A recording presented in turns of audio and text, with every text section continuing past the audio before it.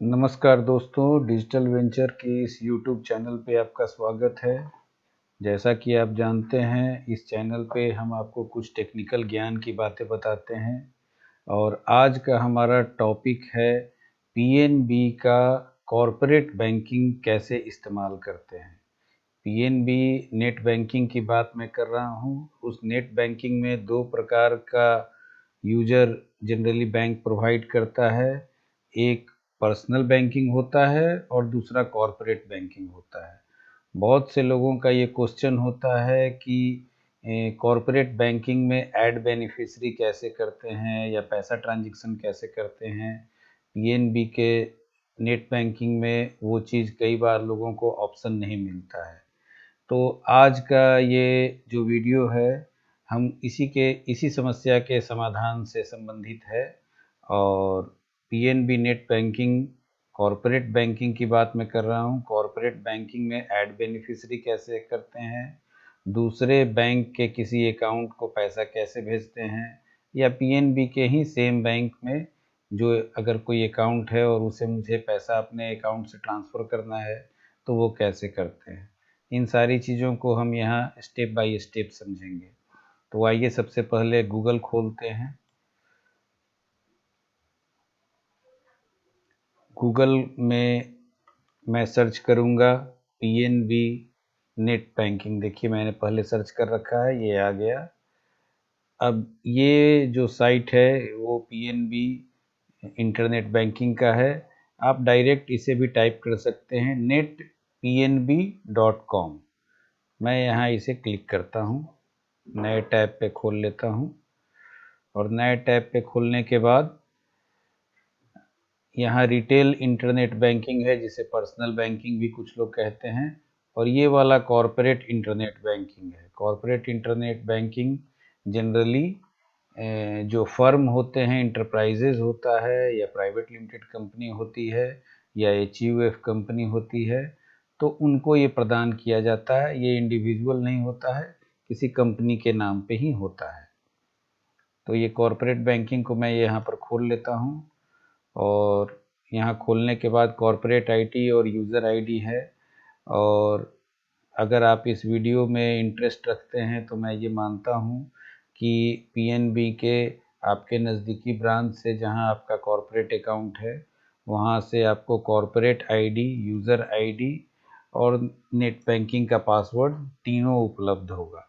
तो ये सेम चीज़ हमारे पास भी उपलब्ध है और मैं इसे पहले कॉरपोरेट आईडी को लॉगिन करता हूँ। कॉरपोरेट आईडी पहले डालूँगा मैं। कॉरपोरेट आईडी और यूज़र आईडी आपको बैंक से उपलब्ध हो जाता है, जहाँ जिस ब्रांच में आपका अकाउंट है वहाँ। उसके बाद कंटिन्यू करने के बाद आपको उसका पासवर्ड डालना होता है।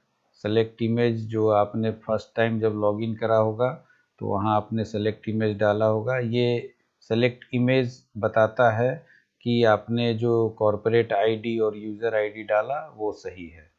अब आप अपना पासवर्ड जो आपने कहीं नोट कर रखा होगा, आप उसे डालेंगे। इसको डालने के बाद आपको कैप्चा भी सही से इंटर करना होगा, जिसमें स्मॉल और कैपिटल लेटर का ध्यान रखना है, नहीं तो कैप्चा गलत बता देगा। अब लॉगिन बटन पे क्लिक कर लेना है और ये हमारा अकाउंट लॉगिन हो गया है। अब यहाँ पर आप देखेंगे, कहीं ट्रांजैक्शन में भी आप जाएंगे तो मैनेज बेनिफिशियरी में आप जाएंगे तो कहीं भी ऐड बेनिफिशियरी करने का ये ऑप्शन यहाँ पर नेट बैंकिंग में यानी कॉरपोरेट बैंकिंग में कहीं भी ऐड बेनिफिशियरी करने का ऑप्शन नहीं दिया हुआ है। आप कहीं से बेनिफिशियरी को ऐड नहीं कर सकते हैं। यहाँ आप ये इस टैब में देखेंगे कि ये प्रूव और रिजेक्ट बेनिफिशियरी है, लेकिन ऐड बेनिफिशियरी करने का ऑप्शन नहीं है।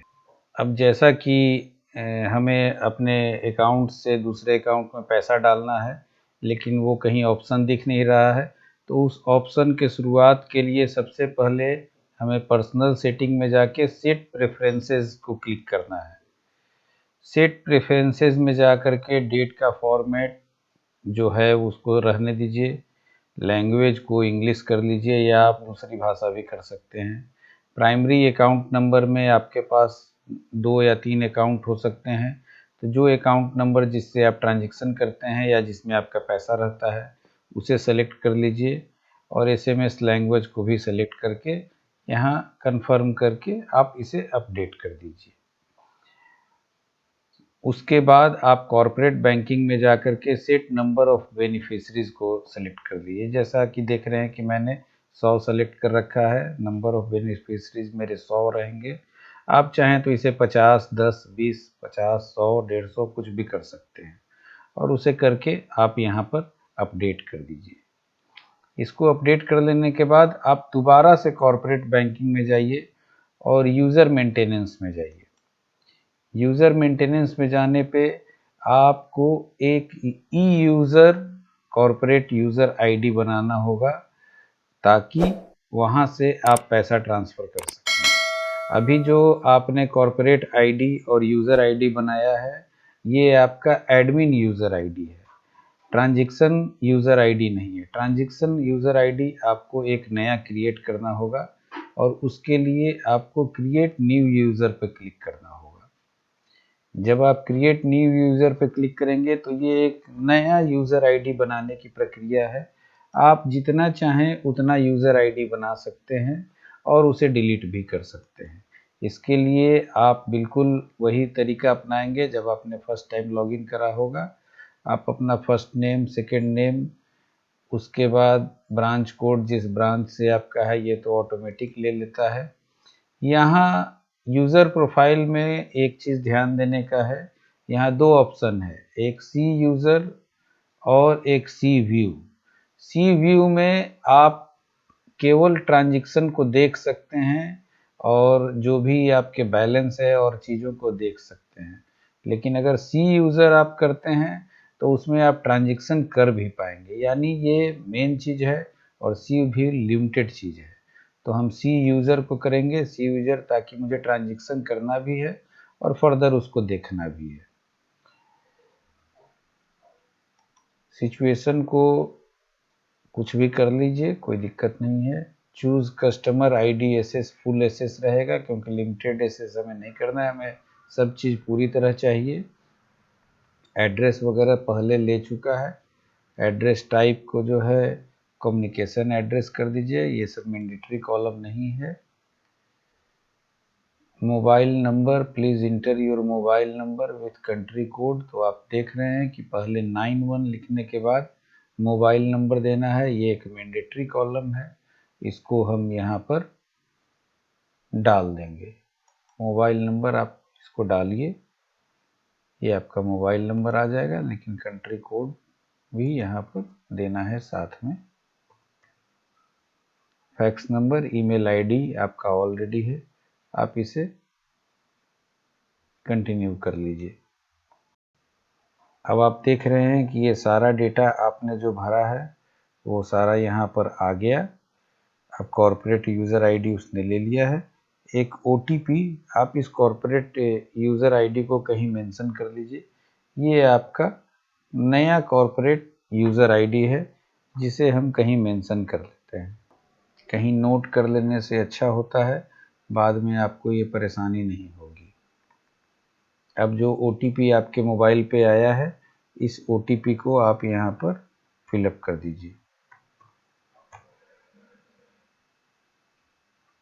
और सबमिट का बटन दबा दीजिए। आप देख रहे हैं यूज़र इज सक्सेसफुली क्रिएटेड। अब आपका यूज़र आईडी यहाँ पर सक्सेसफुली क्रिएट हो गया है।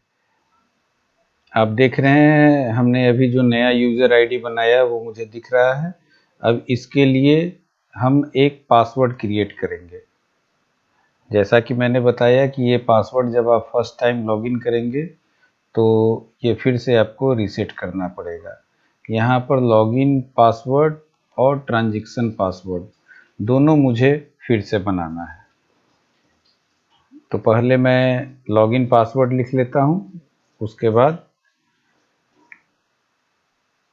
ट्रांजैक्शन पासवर्ड भी लिखूँगा, उसके बाद ओटीपी डालेंगे। और सबमिट बटन पे क्लिक कर देंगे।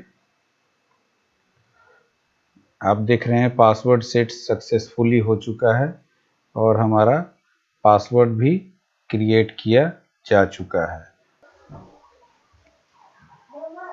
अब हमें वापस कॉर्पोरेट एडमिन में जाना है और सेट लिमिट्स को क्लिक करना है। सेट लिमिट्स को क्लिक करने के बाद set limit for other user को क्लिक करना है।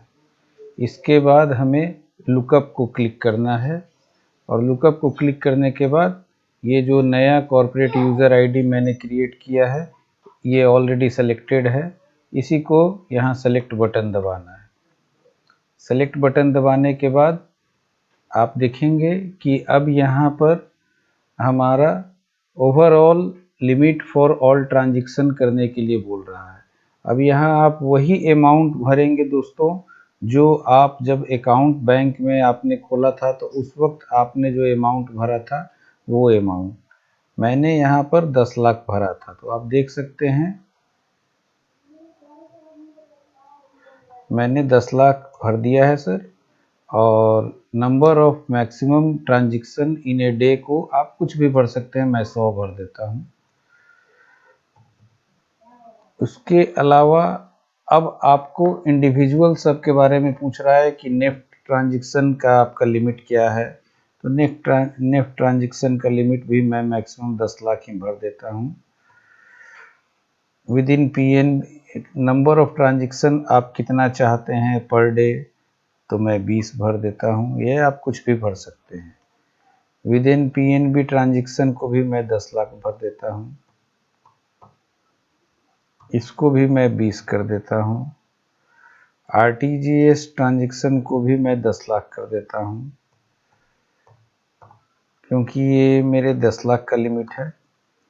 कुछ लोगों का 20 लाख भी होता है, 50 लाख भी होता है, डिपेंड करता है कि आपने क्या भरा था। ई कॉमर्स ट्रांजैक्शन आप जानते होंगे, ई कॉमर्स साइट जैसे अमेज़न, फ्लिपकार्ट ये सब होता है।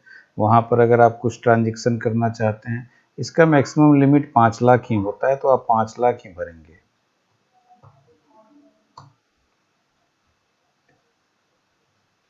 इसको भी मैंने 20 कर दिया। आप कुछ भी कर सकते हैं, आप 10 कर सकते हैं, 5 कर सकते हैं, 100 कर सकते हैं। यहाँ आप कंटिन्यू बटन पे क्लिक कर देंगे तो आप देखेंगे यहाँ पर एक OTP आपको दोबारा से आ रहा है, वो आपके मोबाइल पे आया है जो अप्रूव करने के लिए बोल रहा है। तो ये OTP आपके मोबाइल पे आ चुका है, आप इसे यहाँ पर भर देंगे। सबमिट बटन पे क्लिक करेंगे और ये जो आपका user transaction amount limited number of transaction limit set successfully, ये आपका यहाँ पर सक्सेसफुली सेट हो चुका है दोस्तों। तो ये हमने अपना यूज़र भी क्रिएट कर लिया और यूज़र का जो ट्रांजैक्शन यूज़र आईडी जिसे कहते हैं उसे सी ट्रांजैक्शन आईडी भी कहते हैं, ये सेट कर लिया और इसके लिए लिमिट भी सेलेक्ट कर लिया। ये सब काम करने के बाद अब हमें बेनिफिशियरी ऐड करना है और उसके बाद कुछ अमाउंट दूसरे अकाउंट में ट्रांसफ़र करना भी देखना है। तो अब ये जो हमारा है ये एडमिन लॉगिन है। एडमिन लॉगिन को हमें लॉग आउट करना पड़ेगा और एक जो ट्रांजैक्शन लॉगिन हमने बनाया था उस ट्रांजैक्शन लॉगिन से हमें दोबारा इसे लॉगिन करना पड़ेगा, तब जा कर के वो ट्रांजैक्शन होगा। और कैसे हम कोई बेनिफिशियरी को ऐड करते हैं उस चीज़ को भी हमें सीखना होगा। तो अब दोस्तों जैसा कि जानते हैं कि कॉर्पोरेट आईडी कभी नहीं बदलता, तो कॉर्पोरेट आईडी हमारा वही रहेगा, वो कॉर्पोरेट आईडी कभी नहीं बदलेगा। यूज़र आईडी अब हम नया वाला यूज़र आईडी डालेंगे। ये नया वाला यूज़र आईडी से अब मैं लॉगिन करूँगा, यहाँ पे कंटिन्यू दबाऊँगा तो ये बिल्कुल एक नए तरीके से स्टार्ट होगा। जब आप जैसे फर्स्ट लॉगिन करते हैं तो फर्स्ट लॉगिन के तरीके से स्टार्ट होगा। आप यहाँ पर पासवर्ड डालिए, जो पासवर्ड आपने डाला था वो पासवर्ड आप डालिए।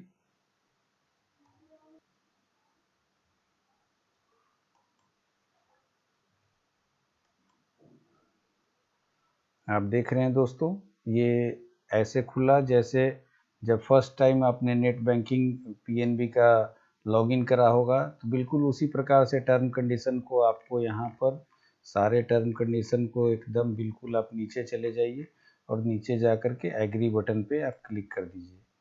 तो आप टर्म कंडीशन पर एग्री हो गए और इसको एग्री पे क्लिक करते ही आपके पास एक ओटीपी आपके मोबाइल पे आया होगा। आपको उस ओटीपी को यहाँ पर इंटर कर देना है। अब आप देख रहे हैं कि बिल्कुल एक नए यूजर के तरीके से आपसे सेलेक्ट जो है 7 क्वेश्चंस है वो अपने चॉइस के अनुसार आपको सेलेक्ट करना है और उसका आंसर आप यहाँ पर डालिए।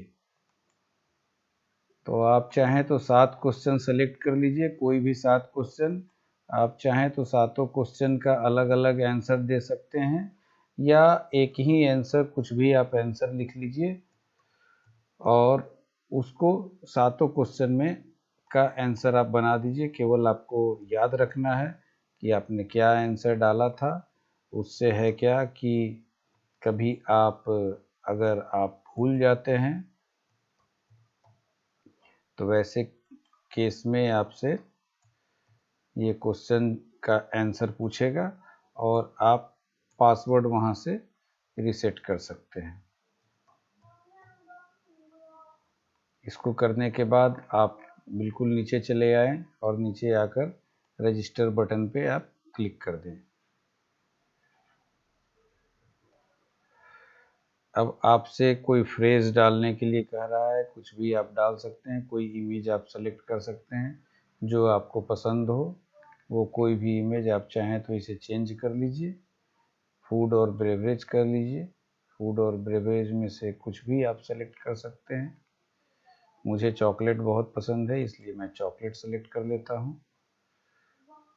यहाँ पर इस बटन को क्लिक करेंगे तो ये चॉकलेट सेलेक्ट हो गया और यहाँ पर टर्म कंडीशन को एक्सेप्ट कर लीजिए और एक्सेप्ट करके अपडेट कर दीजिए।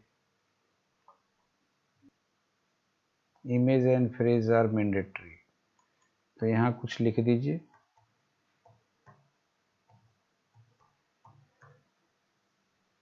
चॉकलेट आप लिख दीजिए। इमेज तो हमने सेलेक्ट कर लिया है। यहाँ दोबारा से चेक बटन को क्लिक कर अपडेट कर दीजिए। अब आप देख रहे हैं कि अब आपको चेंज लॉगिन पासवर्ड और चेंज ट्रांजैक्शन पासवर्ड करना पड़ेगा। बिल्कुल नए सिरे से ये काम हो रहा है। जब आप फर्स्ट टाइम लॉगिन करते हैं, क्योंकि आपने एक नया यूज़र आईडी क्रिएट किया है, तो आपको उसका जो अभी जस्ट आपने जो पासवर्ड डाला था वो पासवर्ड को आपको लिखना होगा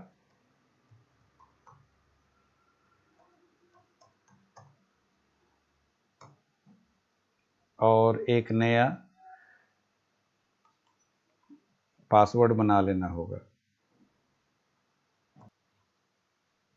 आप देख रहे हैं कि आपको अपना पुराना पासवर्ड जो आपने रखा था उसको लिखना है और नया पासवर्ड डालना है और उसे फिर कंफर्म न्यू पासवर्ड करना है। सेम उसी प्रकार से ट्रांजैक्शन पासवर्ड भी आपको लिखना है और ट्रांजैक्शन पासवर्ड को फिर चेंज करने के लिए नया पासवर्ड डालना है और कंफर्म पासवर्ड डालना है और उसे ओके कर देना है। आप देख रहे हैं कि आपका पासवर्ड सेट सक्सेसफुली यहाँ पर लिख दिया है। अब आपका पासवर्ड सेट हो चुका है दोस्तों। अब आप यहीं ऑप्शन में जाकर सेट प्रेफरेंस को क्लिक करेंगे और ओके करने के बाद बिल्कुल वही चीज़ आपको दोबारा से आ जाएगा। डेट का फॉर्मेट आप सेलेक्ट कर लीजिए, जो है उसी को रहने दीजिए। लैंग्वेज भी इंग्लिश सही है। प्राइमरी अकाउंट नंबर, जिस अकाउंट से आप अमाउंट ट्रांसफ़र करना चाहते हैं, जहां आपका पैसा रखा हुआ है, उसे सेलेक्ट कर लें। लैंग्वेज फॉर एसएमएस को भी आप इंग्लिश सेलेक्ट कर लें या हिंदी भी कर सकते हैं, या जो आपकी भाषा हो, जो आपको पसंद हो, वो आप करके आई कन्फर्म कर अपडेट कर दीजिए। अब आप देख रहे हैं प्रेफरेंसेस अपडेट हो चुके हैं। अब ये सारा काम कंप्लीट हो चुका है। अब मुझे पैसा ट्रांसफ़र करना है, तो आप ट्रांजैक्शन में जाएंगे और ट्रांजैक्शन में जाएंगे तो आप देख रहे हैं कि on account IMPS, transaction limits inquiry, PNB के अंदर NEFT, RTGS आप कुछ भी कर सकते हैं। लेकिन इन सब चीज़ों को करने के लिए सबसे पहले आपको कम से कम एक बेनिफिशियरी अकाउंट ज़रूर ऐड करना होगा। आखिर आप पैसा भेजेंगे किसे? तो पैसा भेजने के लिए आपको एक बेनिफिशियरी अकाउंट चाहिए जो पैसा लेने को आपके अकाउंट के द्वारा अप्रूव किया गया हो। तो आप यहाँ मैनेज बेनिफिशियरी में जाएंगे और मैनेज बेनिफिशियरी में जाने के बाद अब देखिए ऑप्शन आ गया। इस ऑप्शन में add with in PNB, add other bank पेई, ये आप कर सकते हैं। तो मैं यहाँ पर एक अकाउंट आपको ऐड कर दिखाता हूँ। ऐड अदर बैंक पेई मैं एक ऐड करता हूँ और उसके सारे डिटेल्स मैं यहाँ पर फिलअप करता हूँ। अब आप देख रहे हैं कि एक नया बेनिफिशियरी ऐड करने का ये ऑप्शन खुल चुका है। अब मैं आपको एक बेनिफिशियरी जो अदर बैंक अकाउंट है, जो PNB के अंदर में नहीं है, PNB से बाहर का एक बैंक अकाउंट मैं ऐड कर आपको दिखाता हूँ। उसके सारे डिटेल्स यहाँ पर फिलअप करते हैं और फिलअप करके इसमें जो SS टाइप ग्लोबल है उसको ग्लोबल रहने दें और बाकी नाम इस पर फिलअप करता हूँ मैं। आप देख रहे हैं दोस्तों, मैंने ये सारा डिटेल्स भर दिया है एक अकाउंट का और SS टाइप को आप ग्लोबल ही रहने दें। अकाउंट नंबर डालें, कंफर्म अकाउंट नंबर करें, IFSC कोड डाल के उसे लुकअप कर लें जिससे वो रिकॉग्नाइज कर ले कि किस ब्रांच की बात हो रही है, कौन सा बैंक है। मैक्सिमम लिमिट ऑफ अमाउंट डाल दें, नंबर ऑफ ट्रांजैक्शन जो मैक्सिमम आप इस अकाउंट के साथ करेंगे वो एक डाल दें और सेलेक्ट करके टर्म्स एंड कंडीशन को आप कंटिन्यू बटन पे क्लिक करें। तो आप देख रहे हैं कि ये कंटिन्यू हो चुका है।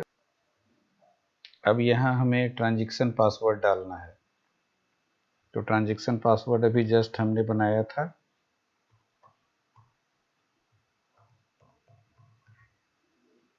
ट्रांजैक्शन पासवर्ड डालकर हमें सबमिट कर देना है।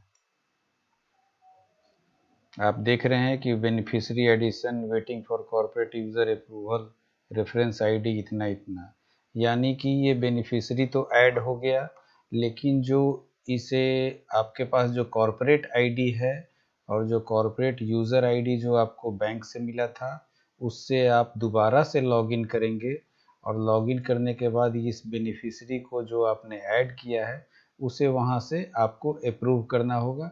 तो ये फाइनल जो अप्रूवल है वो सक्सेसफुल हो जाएगा। तो आप इसे यहाँ पर लॉग आउट कर जाएं और लॉग आउट करने के बाद आप दोबारा से लॉगिन पेज में जाएं। लॉगिन पेज में जाकर कॉर्पोरेट बैंकिंग को, जो कॉर्पोरेट यूज़र आईडी आपका है और जो कॉर्पोरेट आईडी है उसे आप फिलअप करके आप फिर से अप्रूव कर दें।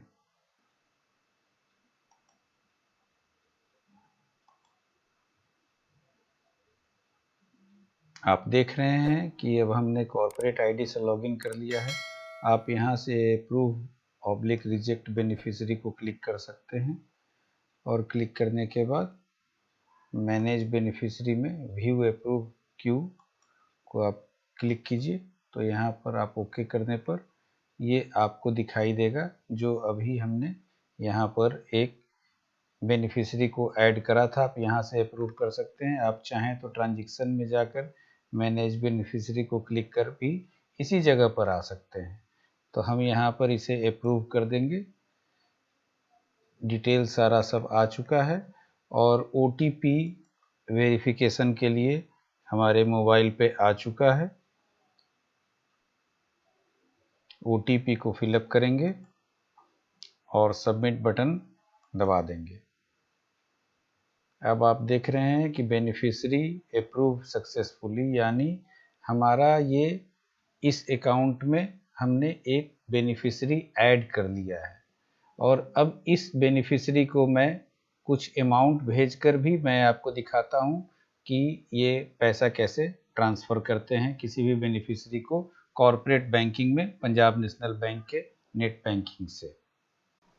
आप देख रहे हैं दोस्तों, हमारा बेनिफिशियरी एडमिन यूजर के माध्यम से अप्रूव हो चुका है, लेकिन ट्रांजैक्शन के लिए अब हमें एडमिन यूज़र को लॉग आउट करना होगा और सी यूज़र के यूज़र आईडी से फिर से लॉगिन करना होगा, तब जाकर मैं इस बेनिफिशियरी को अपने इस कॉर्पोरेट नेट बैंकिंग के माध्यम से पैसे ट्रांजैक्शन कर सकता हूँ। इस कॉर्पोरेट बैंकिंग में जब आपका बेनिफिशियरी ऐड हो जाता है तो इस कॉर्पोरेट बैंकिंग की एक बहुत बड़ी खासियत ये है कि यहाँ आपको रिटेल बैंकिंग की तरह बेनिफिशियरी को ऐड करने के बाद 2-4 घंटों का इंतज़ार नहीं करना होता। आप तुरंत बेनिफिशियरी को ऐड करें और उसको तुरंत आप पैसे ट्रांसफ़र कर सकते हैं। 24 आवर किसी भी समय, किसी भी दिन, 365 डेज़ आप पैसे ट्रांसफ़र कर सकते हैं। आपको बेनिफिशियरी ऐड करने में चाहे जितना भी समय लग रहा हो, आप वो समय को लगाएं और तुरंत पैसे ट्रांसफ़र करें। मैं अब सी यूज़र के माध्यम से अपने लॉगिन को कर रहा हूँ, पासवर्ड डाल रहा हूँ। मैंने जो इमेज सेलेक्ट की है वो भी मुझे दिख रहा है और यहाँ से इसको लॉगिन करने के बाद मैं ट्रांजैक्शन कर पाऊँगा। ये सारी प्रक्रिया बिल्कुल सिमिलर है। आप बिल्कुल वैसे ही अपने अकाउंट को लॉगिन करते हैं, लेकिन अब ट्रांजैक्शन कंप्लीट करने के लिए आपको ट्रांजैक्शन में जाना होगा। मैं देख रहा हूँ कि मुझे सारे ऑप्शन दिख रहे हैं with in banking, net banking, RTGS, लेकिन मुझे 2.5 लाख ट्रांसफ़र करना है। एनईएफटी में सिर्फ 2 लाख होते हैं, इसलिए मैं आरटीजीएस का ऑप्शन मैंने सेलेक्ट करा है। अब मैं यहाँ पर देख पा रहा हूँ कि मेरा अकाउंट दिख रहा है, बेनिफिशियरी भी मैंने सेलेक्ट कर लिया है जिसे मैंने अभी तुरंत ऐड करा है और यहाँ पर मैं एक अमाउंट भरूँगा और अमाउंट भरने के बाद मैं अब ये बिल्कुल उसी प्रकार है जैसे आप अगर आपने नेट बैंकिंग करा होगा तो आपको सारे डिटेल्स यहाँ पर तुरंत दिखाई देंगे। इसमें कहीं कोई बहुत ज़्यादा परिवर्तन नहीं है। आप हर चीज़ को भरने के बाद आप अपने ट्रांजैक्शन को कंप्लीट कर सकते हैं।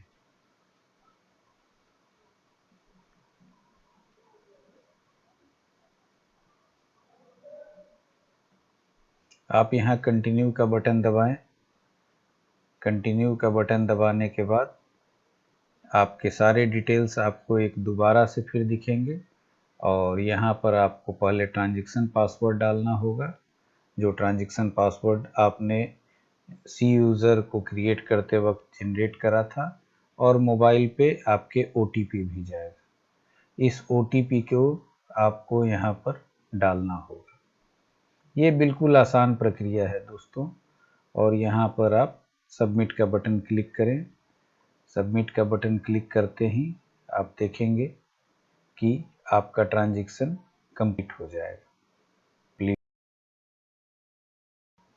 और ये देखिए दोस्तों, आपका ये ट्रांजैक्शन कंप्लीट हो गया। ट्रांजैक्शन कंप्लीटेड सक्सेसफुली का मैसेज आ गया रेफरेंस आईडी के साथ। आप इस डिटेल्स को एक बार दोबारा से चेक कर सकते हैं।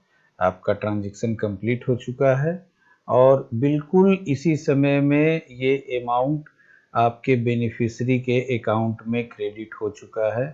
आप अपने मोबाइल को चेक करेंगे तो उसमें अमाउंट डेबिट का मैसेज भी आपके पास ज़रूर आया होगा और जो अकाउंट यानी जो बेनिफिशियरी अकाउंट जिस पर आपने ये भी ट्रांजैक्शन कंप्लीट करा है, उनके जो ऑनर हैं उनको आप फ़ोन कर पूछ सकते हैं। उनके अकाउंट में बिल्कुल immediate with in a minute उनके अकाउंट में वो अमाउंट क्रेडिट हो जाता है। तो कॉर्पोरेट बैंकिंग की यही खासियत है दोस्तों कि जहां पूरा का पूरा बैंक 24 आवर आपके हाथ में है। आप तुरंत किसी भी अकाउंट को अपने बेनिफिशियरी के माध्यम से ऐड करें और उसमें आप जो भी अमाउंट अपने अकाउंट से भेजना चाहें, जो आपके अकाउंट में उपलब्ध रकम है उसमें से जो भी अमाउंट आप भेजना चाहें आप भेज सकते हैं। मुझे लगता है दोस्तों कि मैंने बिल्कुल सरल तरीके से आपको पंजाब नेशनल बैंक के कॉरपोरेट बैंकिंग को यूज़ करने का तरीका बताया है।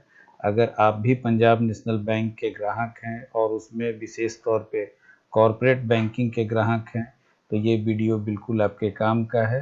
पसंद आया हो तो लाइक करें और सब्सक्राइब बटन को भी क्लिक करना ना भूलें। धन्यवाद।